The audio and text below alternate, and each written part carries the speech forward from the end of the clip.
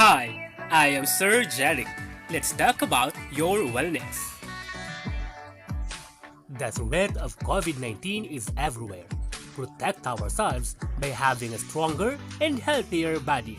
Let's do it by practicing the 7 healthy habits. Choose nutritious and varied options. Eat a variety of food from each of the food groups. It is important to eat a nutritious and balanced diet. Choosing nutritious and varied options allows us to get the different vitamins and minerals that our body needs for a strong immune system.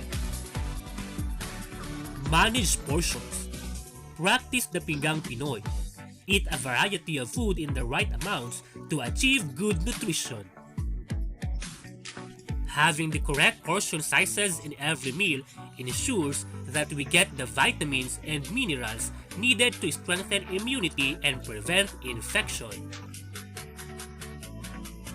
Choose to drink water and milk. Stay hydrated.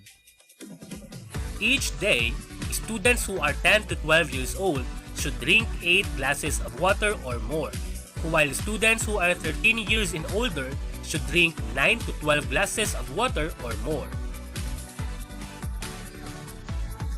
Enjoy meals together. Eating together with the family encourages healthier eating habits.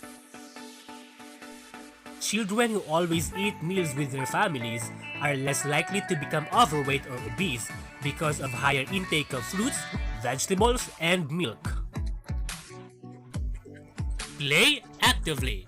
Engage in moderate to average physical activities.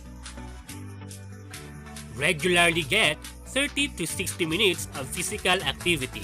Doing so strengthens the body, making it more capable of fighting against infections.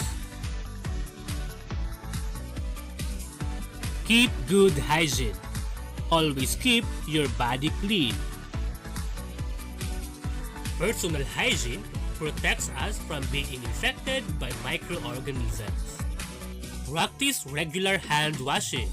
Do it before, during, and after preparing food, before eating food, after coughing or sneezing, and before and after caring for a sick person. Most importantly, give care for the planet.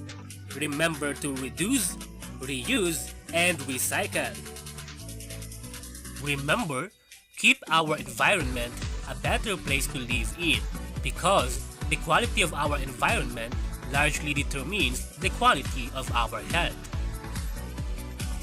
So, practice the 7 healthy habits. Start it right now.